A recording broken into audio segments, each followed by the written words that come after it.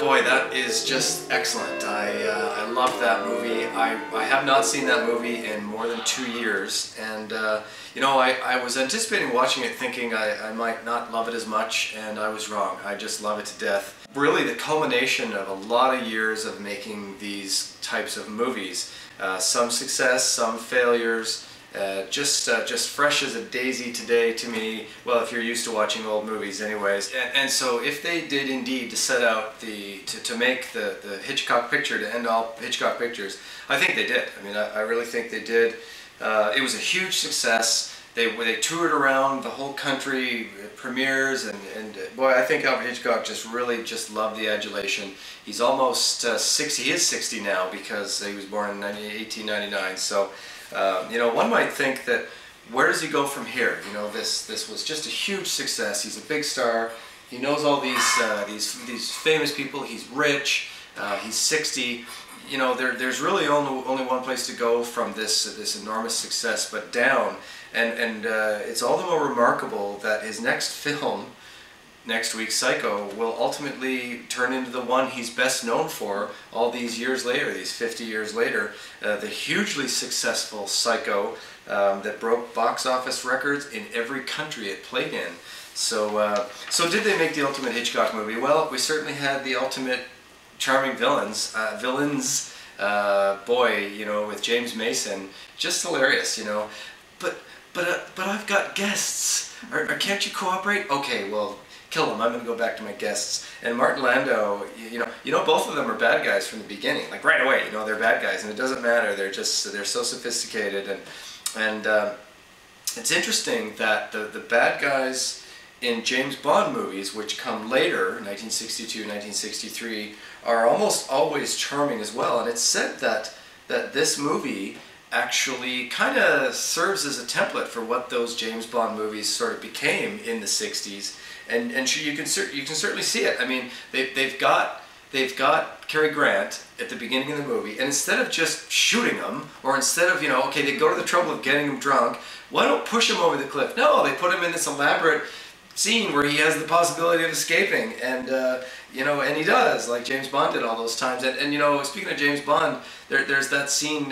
You know, the difference, of course, is Cary Grant doesn't sleep with every woman he meets, but he could have when he was escaping later in the movie, and that blonde girl wakes up and puts her glasses on and tells him to stop, and he says, ah, well, James Bond would have stopped. Much like in the Bond films where you had the charming bad guy, they almost always had a henchman. They had the guy doing their dirty work. You can remember Goldfinger had a job, and I'm not sure who the bad guy was, but he had Jaws. I mean, and certainly in this case you had Martin Landau being the henchman, and he had other henchmen. So very, very cool. And you know, you had the ultimate Hitchcock blonde in this too. I mean, I'm not saying she's better than Grace Kelly, but she was just perfect. She was beautiful, smart, sexy, strong. You know, coming to the rescue of our hero, but ultimately needing to be rescued. And just to be clear, Eva Marie Saint really gets along with Alfred Hitchcock well, and she narrates the featurette on the DVD, so it's a good watch if you have the time to watch it. And it's actually kind of tragic that she only appears in this one Alfred Hitchcock film. So you know, the ultimate wrong man theme, the ultimate man on the run movie. And you guessed it, it definitely was. The bad guys were after him, the police were after him, they're chasing him, his mother doesn't like him, nobody believes him, no, you can't trust anyone. You know, in fact, the similarities between North by Northwest and the 39 Steps are remarkable. If you think about it, when our bad guy, or rather our hero in 39 Steps, is involved with a murder and is suspected of that murder, someone who gets stabbed, he immediately gets on a train for some reason and gets rescued by the blonde. And you know, it really is remarkable. And Saboteur, the guy hanging from the Statue of Liberty, young and innocent. I mean, it really is reminiscent of a lot of other Hitchcock films. It just worked. I say Ernest Lehman really did succeed in writing the ultimate Hitchcock film. You know, the ultimate murder weapon. Potential murder weapon, brandy, or, you know, not brandy, but bourbon. I mean, just incredible. So very, very cool. Yeah, and a knife. You know, someone getting stabbed in the back with a knife. So very cool.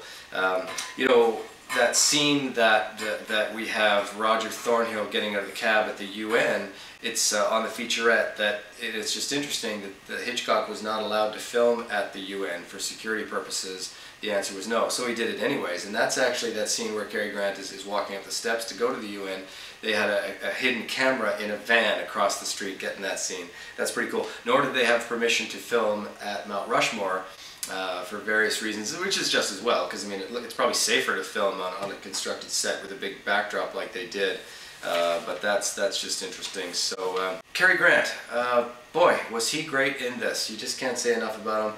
We, you know, Roger O, Thornhill, and what does the O stand for? Maybe that was a dig at David O. Selznick, and maybe it wasn't, because the O in David O. Selznick didn't stand for anything either. But I think it was more just part of his character, that he was just shallow and there was nothing going on, except for that moment when Roger Thornhill realizes that he, you know, said what he said to Eva Marie Saint, and realizes that she was in on it, and he says, "Oh no!" I mean, you can really tell. And you know, we just taped the movie called Mr. Lucky, which, if you've not seen it, it's got Cary Grant in it. And if you don't think Cary Grant can play a serious role, and not to say he didn't, but it's excellent. You got to see it, Mr. Lucky. So.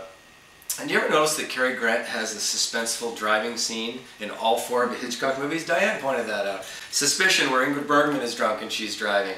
No, that was Notorious. Suspicion, where he's driving with Joan Fontaine, and we're thinking he's trying to kill her. What's the third one? Oh, To Catch a Thief, where Grace Kelly is driving and he's, I'm going to get killed. And finally this one. So, boy, goodbye to Cary Grant. You know, it's pretty obvious that he was definitely one of Alfred Hitchcock's favorite actors. It's probably, like the rest of us, the man that Alfred Hitchcock wanted to be was Cary Grant, and he got to work with him all those years. Which is fair enough, because we've got some more younger actors still to look forward to. So, you know, I'm thinking, well, Anthony Perkins, that's for one. Sean Connery to look forward to. Paul Newman coming up, so we're good. But speaking of actors that we'll miss, Leo G. Carroll, this was just an excellent role for him. A pivotal performance, again, really. He was pivotal in Spellbound, and he just had a great performance in this one. So, goodbye, Leo G. Carroll. So, so good. I think that's pretty much all I wanted to say. Other than, you know, what was going on in 1959, because we're done with 1959, and the movie that won Best Picture in 1959 was sadly not North by Northwest, but another great movie, Ben-Hur, which I personally have seen about 1,000 times. It's excellent. North by Northwest was nominated for 3 different Oscars, and it didn't win any because Ben-Hur won them all. It won everything that year. Although, you know, the number 3 grossing movie of 1959 was North by Northwest, so that's pretty cool. Number 2 was Walt Disney's Sleeping Beauty. You know, you can't compete with Disney. So that was 1959, and boy, with success now, we're sure on a roll with this Cary Grant movie. How does a girl like you get to be a girl like you? A great line. So anyways, but next week we're on to Psycho. You knew we were going to get here eventually with movie number 42. So we're really looking forward to that. I haven't seen that movie in years, so we'll look forward to it. So good. We'll look forward to it, and we'll see you next week. So from our couch to yours, we will see you then.